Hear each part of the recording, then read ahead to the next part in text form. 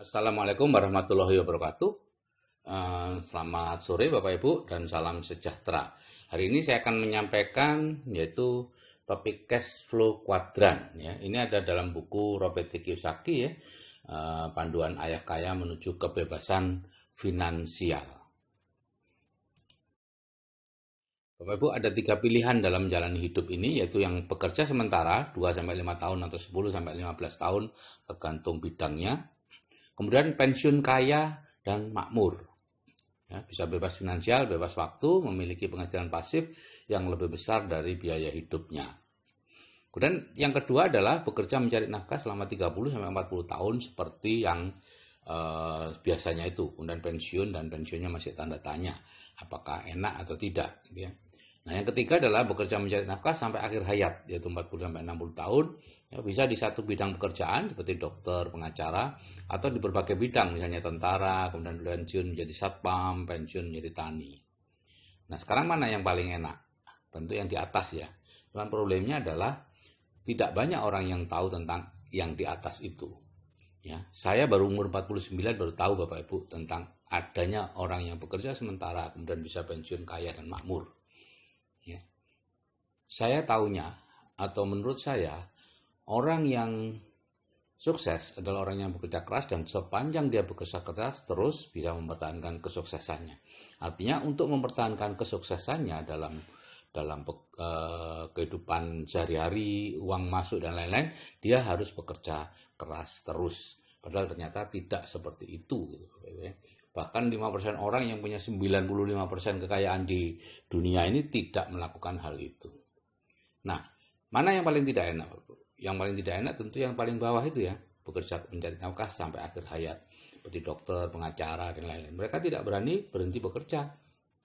Karena ya, kalau berhenti bekerja mereka tidak mendapatkan uang.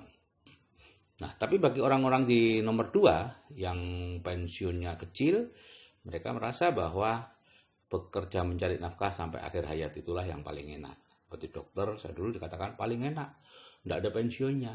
Setelah cerdas finansial, saya baru tahu bahwa tidak ada pensiunnya, artinya saya harus bekerja terus sampai mati. Gitu ya.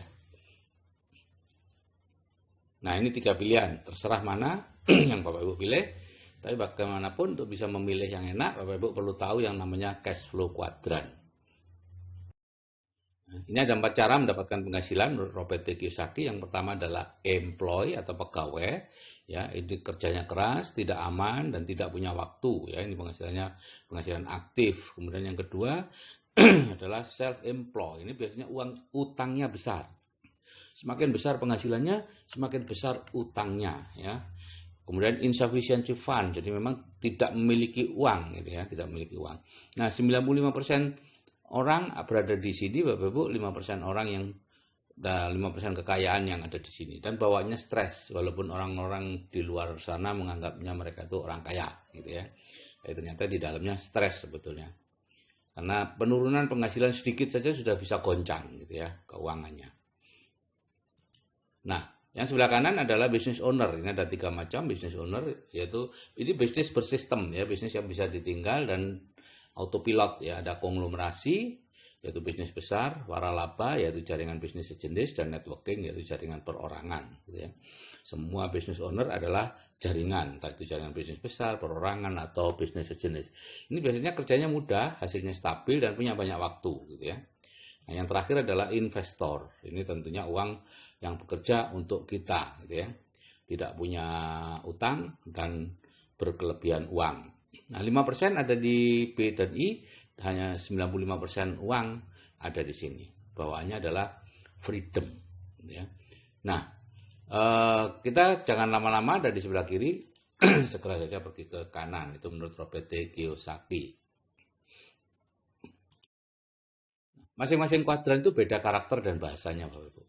Employee atau pegawai itu yang orang bekerja kepada orang lain ya, mulai dari direktur utama sampai tukang sapu, itu namanya employee.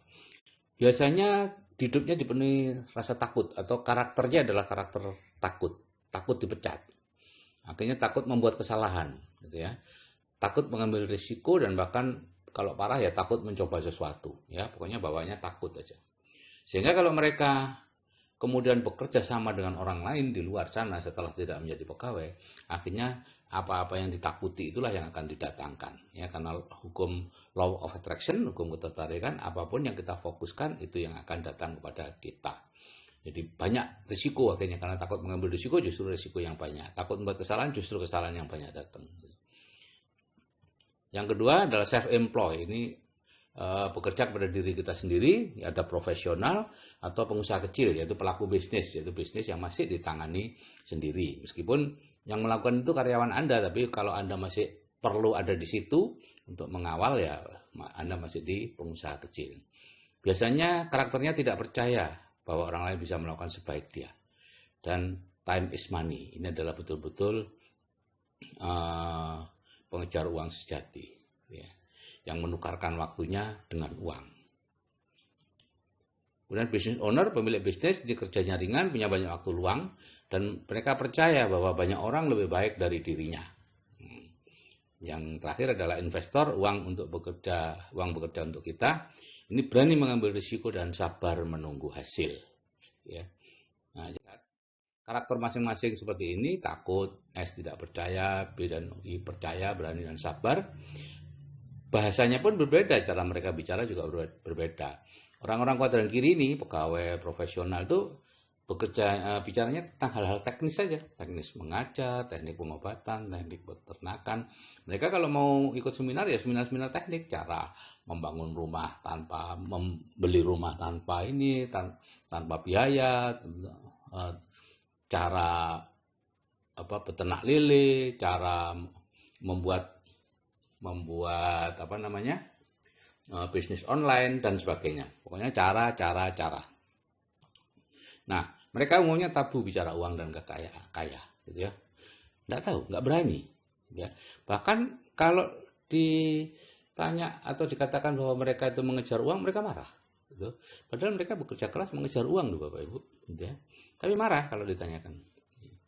Akibatnya apa? Ya kita mendapatkan apa yang kita fokuskan.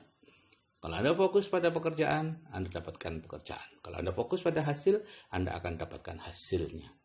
Ya, itu hukum law of attraction ya. Law of attraction hukumnya sangat kuat di semesta ini. Jadi orang ini akhirnya bekerja terus Bapak Ibu, karena mereka fokus pada pekerjaan. Nah, yang sebelah kanan selalu bicara uang dan hasil, cash flow, penghasilan, omset, keuntungan, cita-cita, harapan. Mereka tidak peduli dengan cara. Bisnis apapun akan mereka ambil sepanjang hasilnya bagus. Akibatnya apa Bapak Ibu? Yang sebelah kiri ini akan dianggap orang lain kaya, padahal sebetulnya tidak kaya karena tidak punya uang, gitu ya. Yaitu rumah-rumahnya besar, mobilnya bagus, karena semua uangnya digunakan untuk itu. Sedangkan uangnya sendiri lari ke kuadran kanan. Sehingga 5% orang memiliki 95% uang di dunia. Gitu. Nah, antara kanan dan kiri itu seperti ada tembok pembatas yang sangat tebal sehingga nyaris tidak berhasil atau sulit untuk menembusnya walaupun kita ingin ke kanan. Dan kuadran kiri dan kanan itu seperti bumi dan langit ya. Kuadran kiri itu yang aktif income itu 95% orang berebut 5% uang. Jadi harus dibagi-bagi kecil-kecil tuh ya. Kerjanya berat, jadi hasilnya sedikit. Perlu gantian, ada pensiun, ada PHK karena ada tenaga kerja yang baru masuk gitu ya. Dan makin lama semakin berat dan mahal. Pendidikannya semakin tinggi.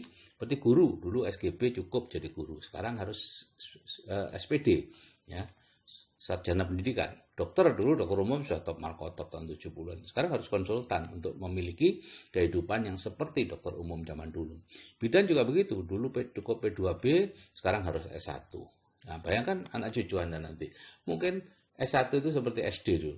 Ya, lulusan S1 itu seperti lulusan SD, tidak bisa kerja apa-apa. Mungkin nanti butuh S4, S5, dan lain-lain.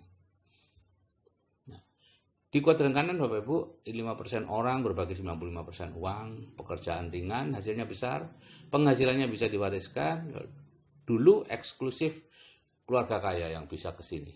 Kalau enggak mungkin bisa, tapi sekarang ada yang namanya train entrepreneur, jadi betul-betul kita dilatih untuk ke kuadran kanan.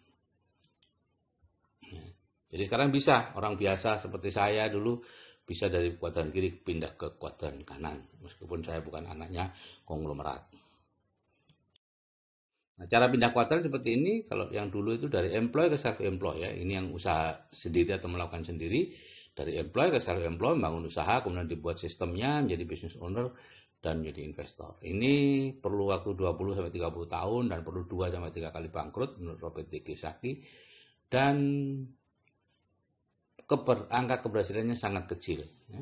Di Amerika Serikat, dalam 10 tahun pertama hanya 1% orang yang bisnisnya tetap utuh. Yang lainnya hilang. Nah, cara yang sekarang itu employee dan self-employed itu langsung dididik menjadi business owner, kemudian menjadi investor. Tidak perlu terlalu lama. Ya. Jadi cara pindah kuadran itu terutama adalah merubah pola pikir atau reinstall. Ya. Diencerkan dengan pola pikir orang kuadran kanan. Ya. Kalau dulu tentu harus merantau untuk bisa ketemu dengan orang kuadran kanan, kemudian mengangkat dia jadi mentor, Anda magang kepadanya atau jadi mantu dan sebagainya, barulah Anda bisa kaya. Kalau sekarang Anda cukup merubah pola pikir ini dengan audio terapi bawah sadar yang disiapkan itu. Hambatannya ini Bapak Ibu, yaitu kepercayaan yang salah tentang uang dan kaya. Ya, uang tidak dibawa mati, orang kaya itu dihisap lebih lama dan sebagainya. Itu semua penghambat Bapak Ibu. Gitu ya. Sehingga Anda takut menjadi kaya dan takut punya uang banyak karena uang penyebab masalah gitu ya, sehingga takut.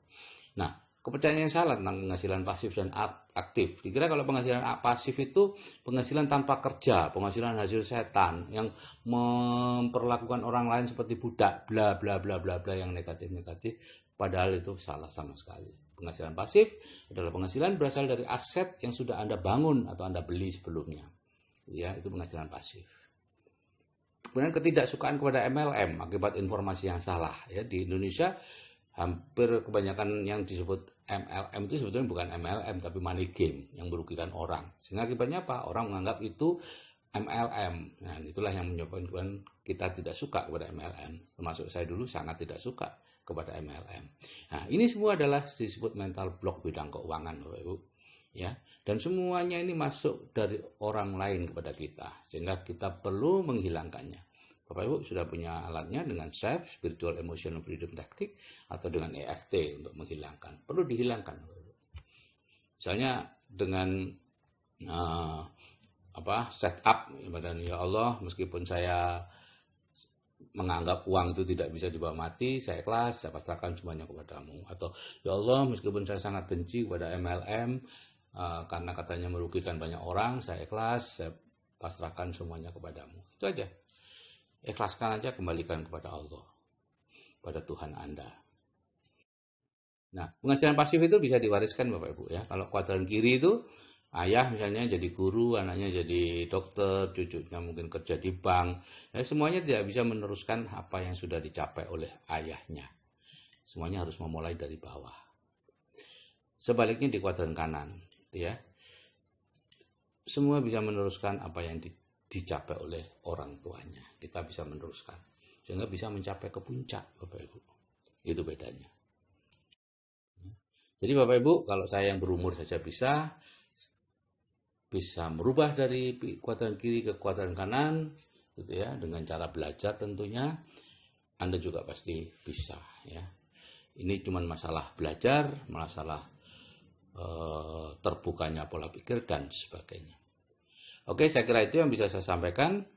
Saya ucapkan selamat sore dan salam sejahtera. Wassalamualaikum warahmatullahi wabarakatuh.